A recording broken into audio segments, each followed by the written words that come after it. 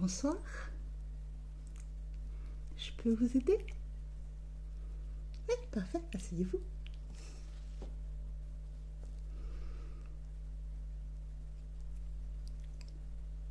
Qu'est-ce que vous venez faire dans notre bibliothèque occulte?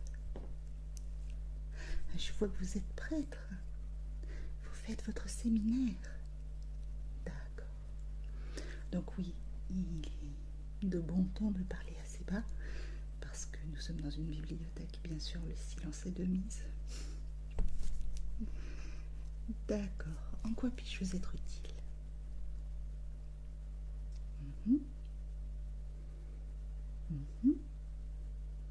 Oui, je pensais vous voir plutôt d'ailleurs du côté de notre rayon religion que dans notre rayon occulte. Ah, d'accord. D'accord, je comprends. Oui, je vais pouvoir vous trouver des ouvrages sur l'occulte. Donc le but, vous me dites, c'est de vous aider à préparer la fin de votre séminaire. D'accord, en travaillant sur la partie occulte de... Très bien, très bien. Ce que je vais faire, c'est que je vais commencer, si vous le voulez bien. Vous n'êtes jamais venu dans notre bibliothèque encore? D'accord, donc je vais commencer par prendre, si vous le voulez bien, vos coordonnées, donc votre nom, votre prénom, ainsi que votre adresse. Alors, oui, d'accord.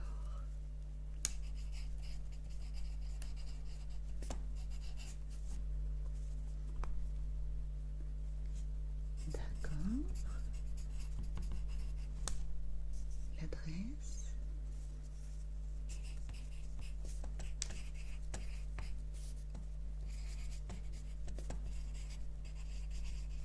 D'accord, où ça se situe?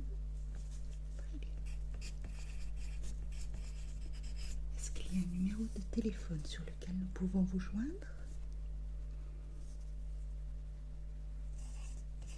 Oui. Oui.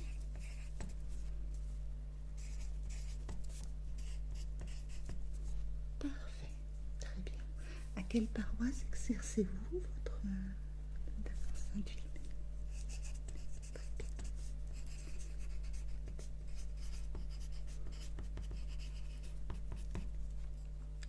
D'accord. Vous avez déjà assisté à un véritable exorcisme en tant que séminariste ou pas encore? Pas encore. Donc vous n'avez pas encore l'expérience du rituel dans son ensemble.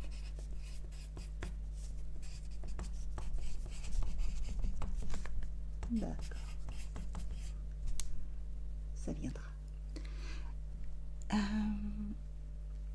Alors oui, effectivement, j'imagine que vous avez déjà fait la distinction, vous avez au moins étudié la distinction qui a été faite entre les gens qui ont une pathologie mentale ou morale et les gens qui ont réellement besoin d'une aide spirituelle comme les exorcismes.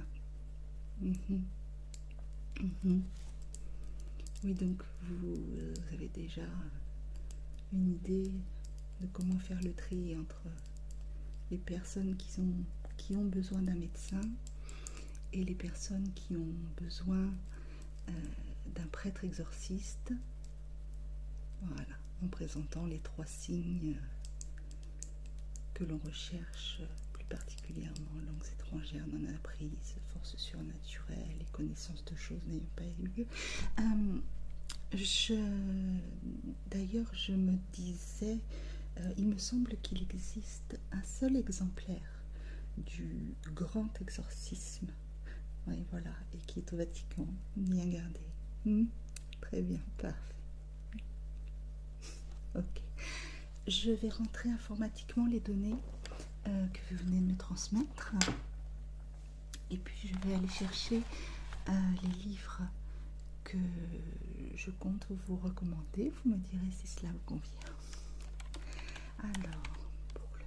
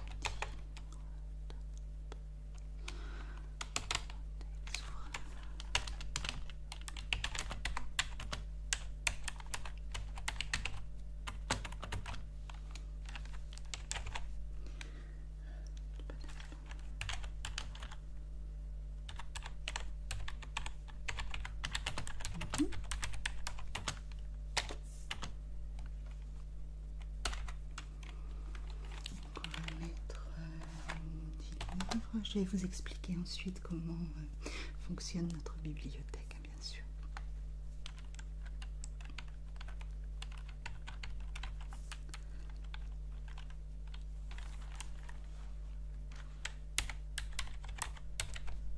Voilà.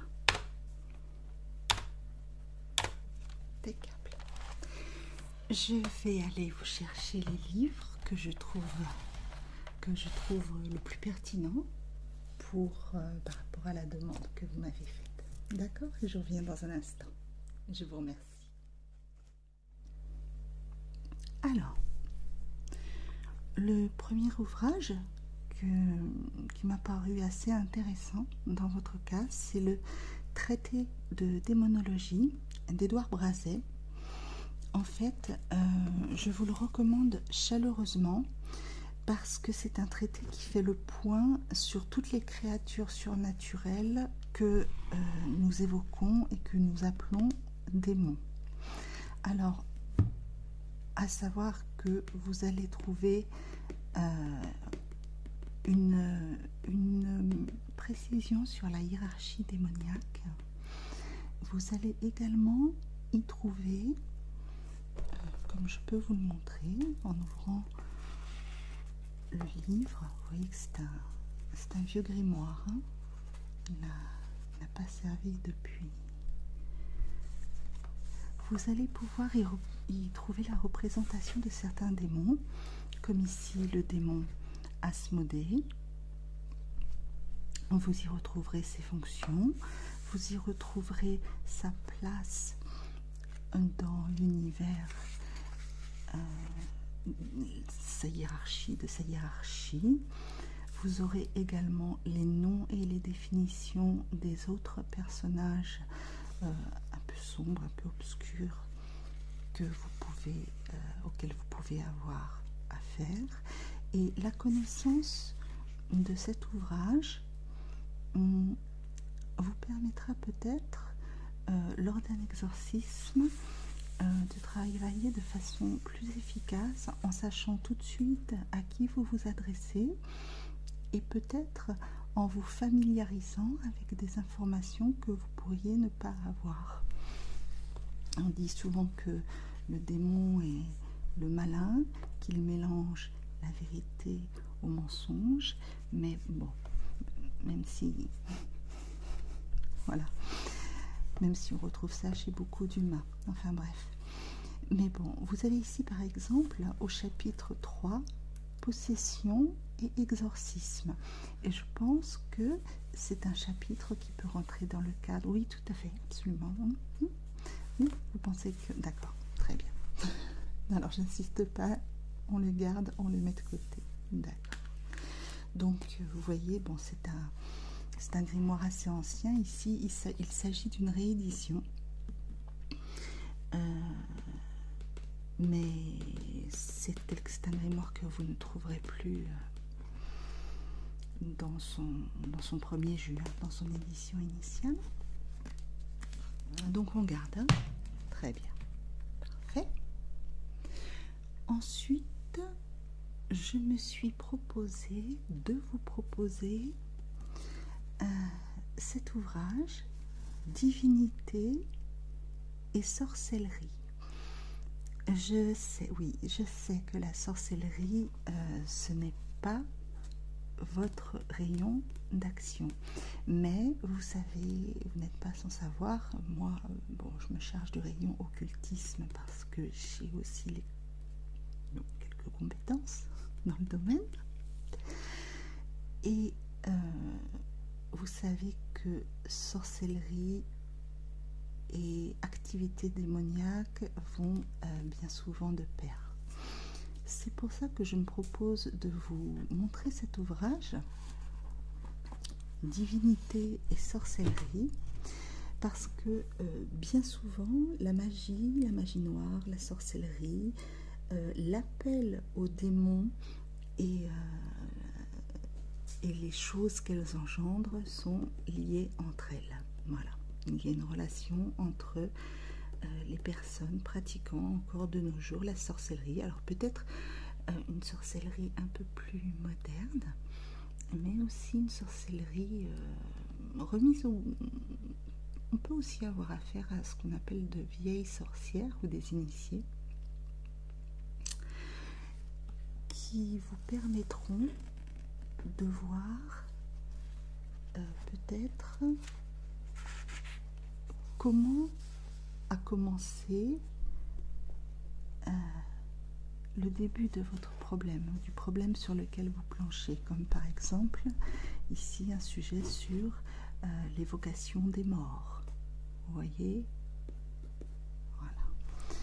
Vous pouvez avoir, voilà, une liste de vocabulaire, une liste de personnages, une liste de termes, une liste de pratiques auxquelles vous pouvez avoir affaire, reprenant des langages, des alphabets, pourquoi pas des symboles.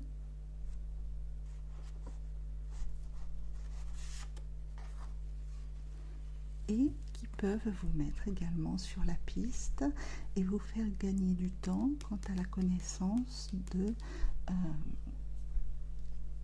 la personnalité occulte, on va dire, à laquelle vous avez affaire.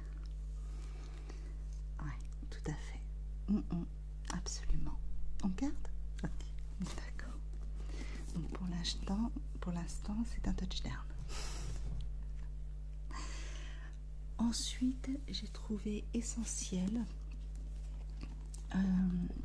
de vous préparer le dictionnaire des symboles.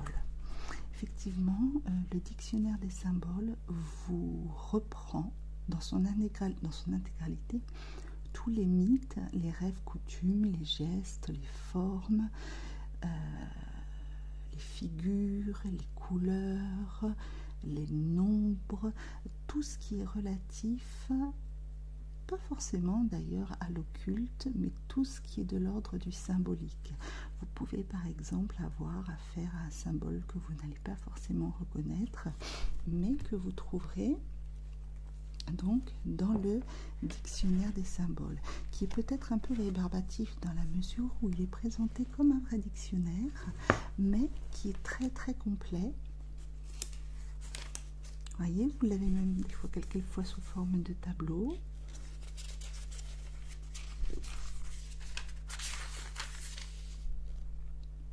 Alors, vous avez des...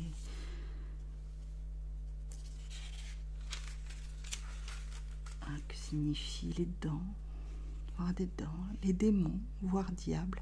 Vous avez aussi des renvois parfois à d'autres mots.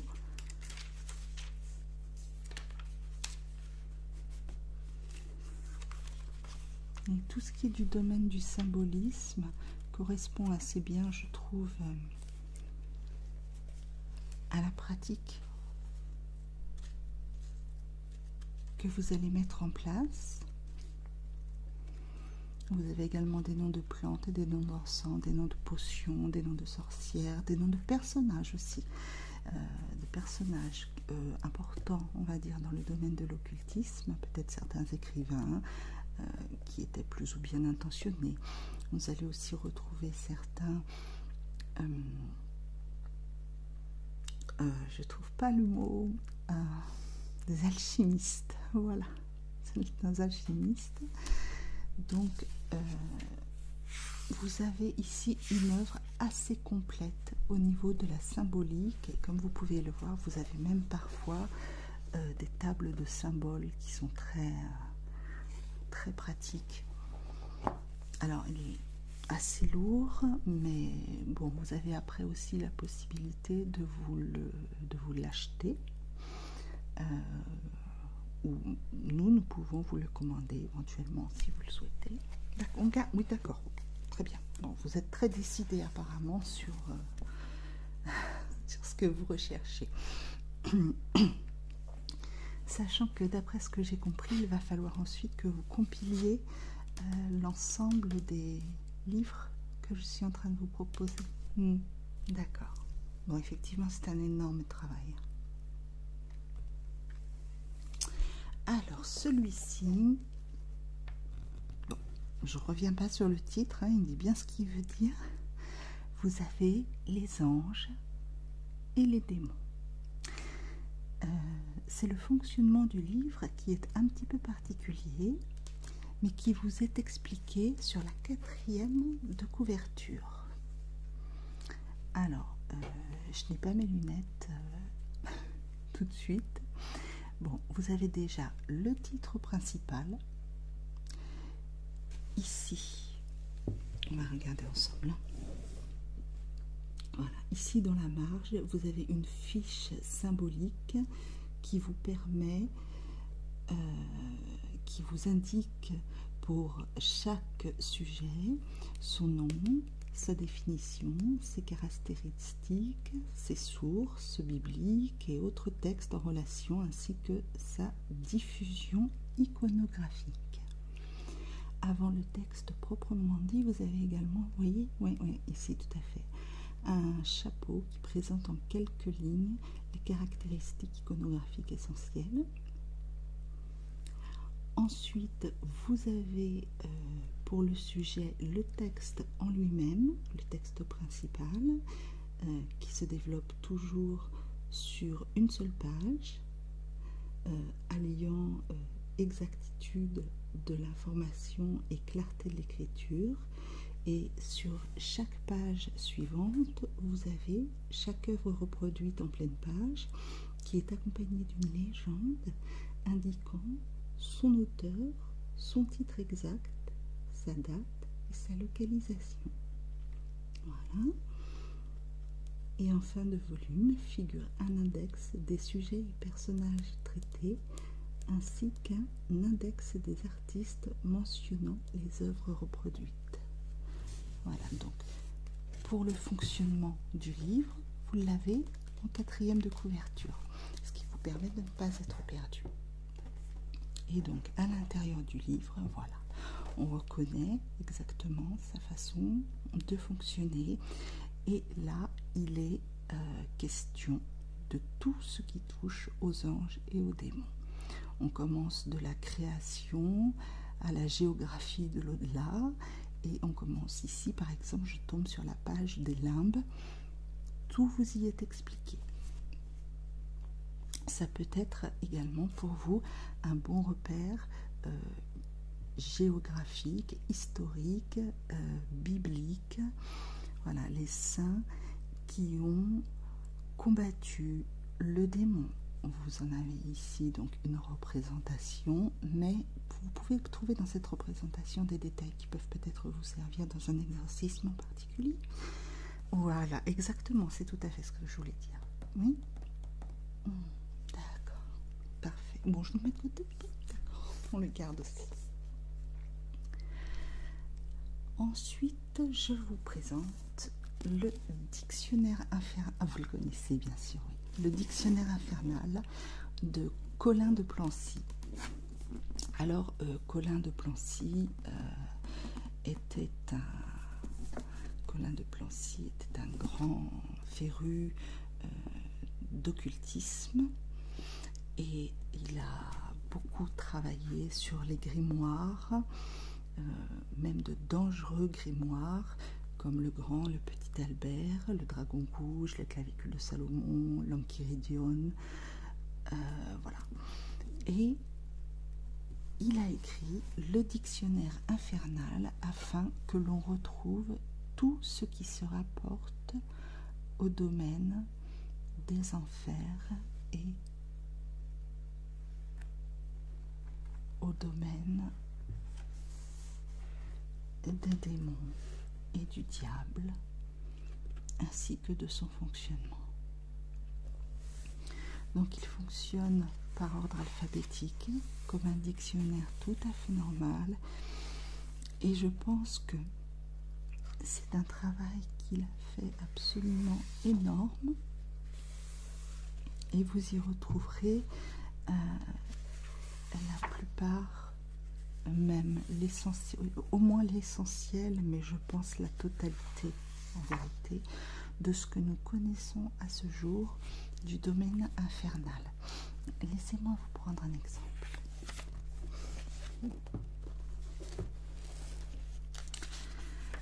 Je sais que j'avais un exemple très parlant, ou alors qui était ici.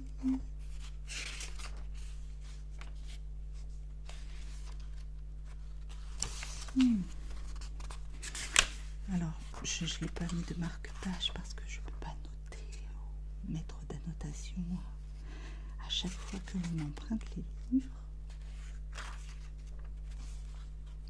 Et voyez, vous avez des passages où on va même vous parler d'Alexandre le Grand, d'Alexandre de Phlégonie, ce qui va vous permettre, en fait, vous pouvez vous demander ce que font ces personnages là-dedans, mais ils ont leur place dans le monde de l'occulte et ils sont tout à fait aptes à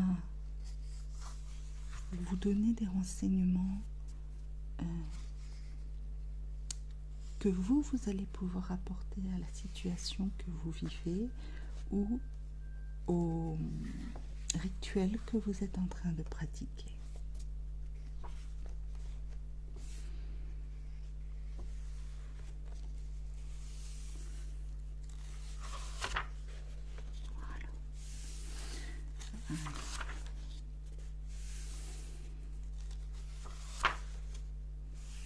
Vous avez vraiment, c'est étonnant, vous avez vraiment...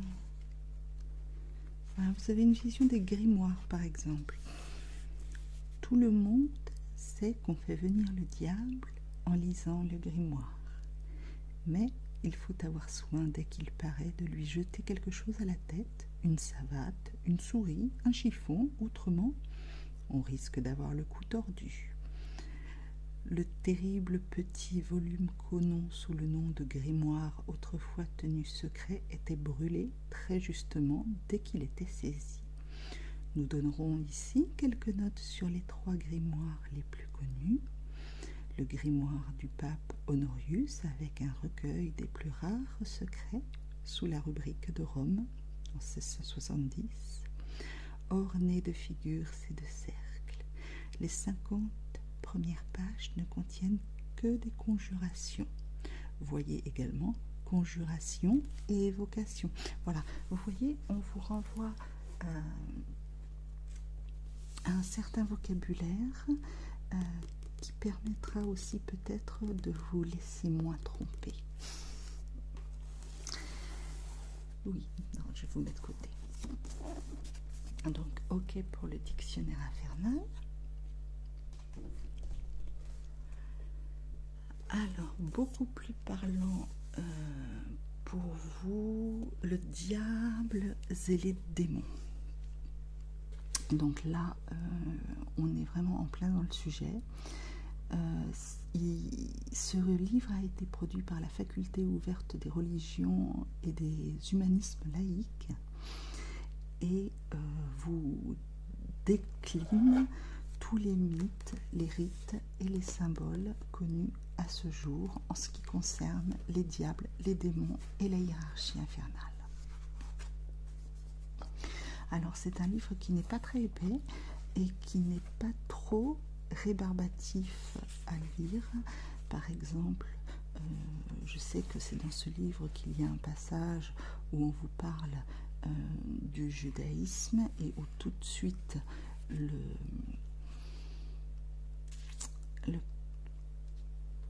premier artefact, on va dire, qui vient à l'esprit, c'est la boîte de Dybbuk, exactement. Voilà, la boîte de Dybbuk où un démon se trouve enfermé, mais que vous n'exorciserez pas sans en avoir trouvé le nom.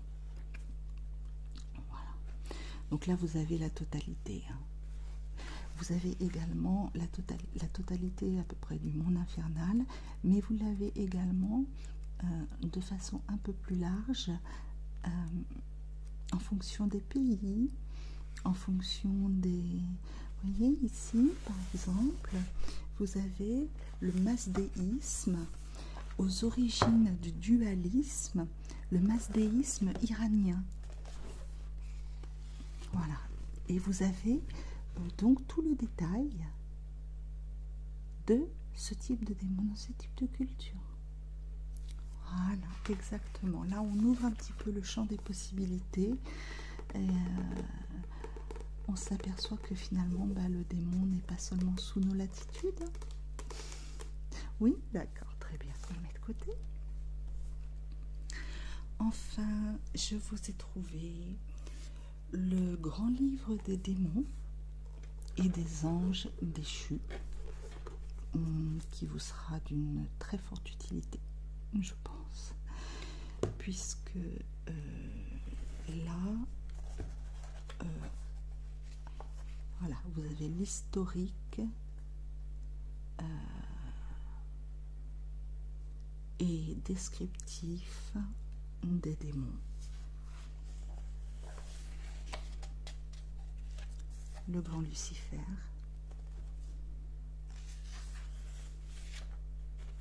Azazel.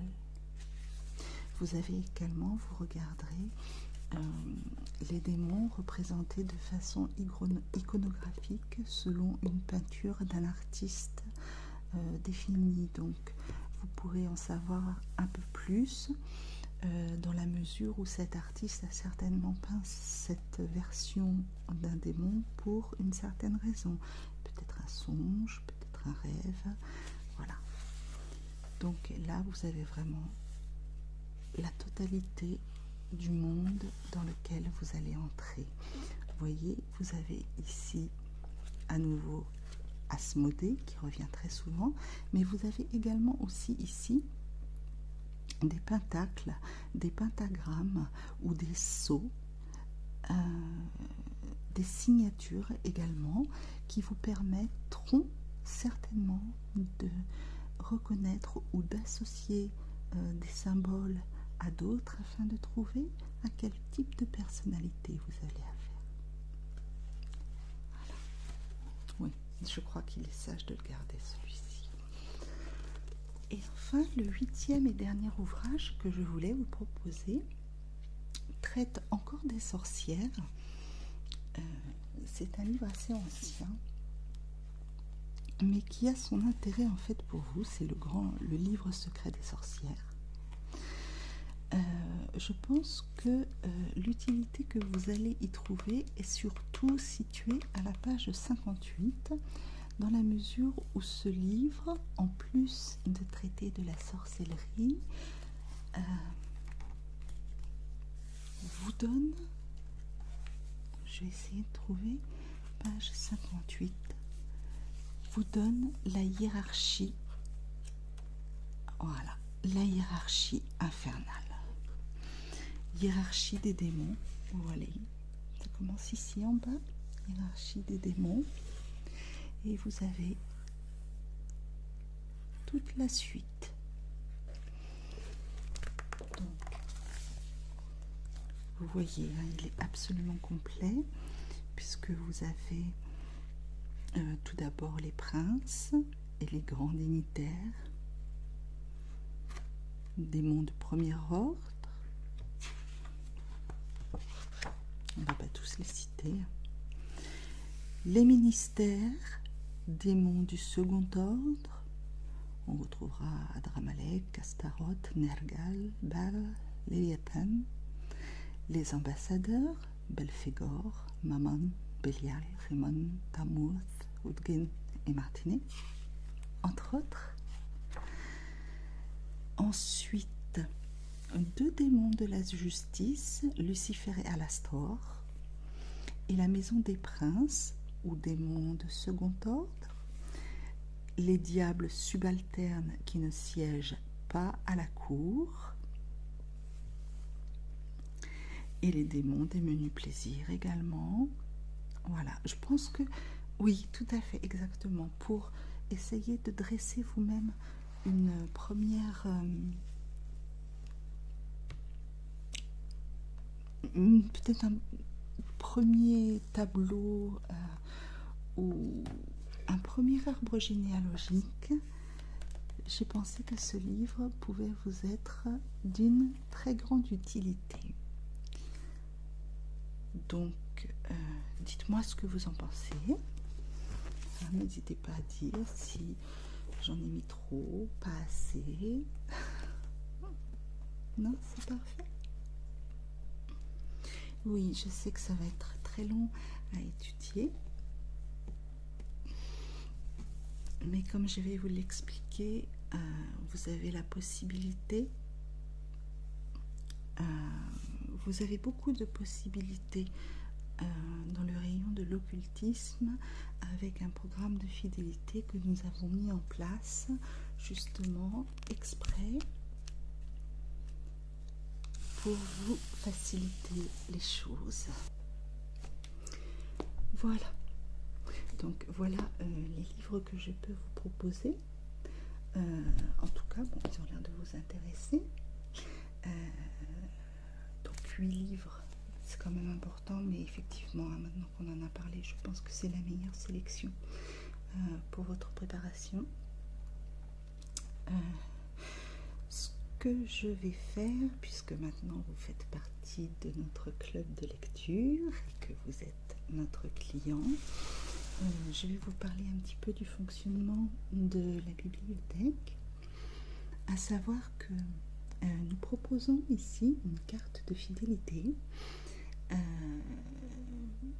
qui vous permet de garder les livres pour 1 ou 2 mois, en fonction de votre vitesse de lecture, bien sûr, nous nous adaptons, et qui donne le droit à des prolongations ou à des remplacements, qui vous simplifie en fait un petit peu l'administration par rapport à la vitesse à laquelle vous étudiez votre séminaire et vos cours, j'imagine. Et alors de plus, vous avez accès à toutes nos archives de la bibliothèque, que ce soit les archives papier ou que ce soit également les archives numériques, journalistiques et les accès internet, les libres accès auxquels vous pouvez avoir besoin. Voilà. Donc vous êtes un peu ici comme chez vous grâce à cette carte de fidélité. Vous avez aussi la possibilité, nous faisons 2 fois par mois un club de lecture avec un thème qui est proposé par l'une des personnes participant donc à ce club de lecture. Un thème est choisi et vous avez la possibilité de vous exprimer sur le thème, sur les ouvrages ou sur un ouvrage que vous auriez lu en particulier. Peut-être que ce serait intéressant que vous veniez au prochain club de lecture et que vous puissiez nous faire part de votre expérience. Peut-être éventuellement que d'ici là vous aurez eu la possibilité de participer à un exorcisme. Voilà. Eh bien, je vous laisse repartir avec ces livres.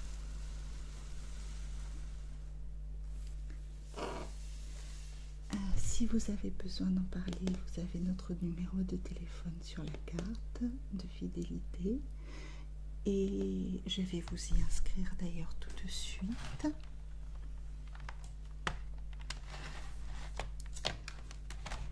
Ce qui nous permettra. Alors on part toujours. Je vais reprendre votre fiche.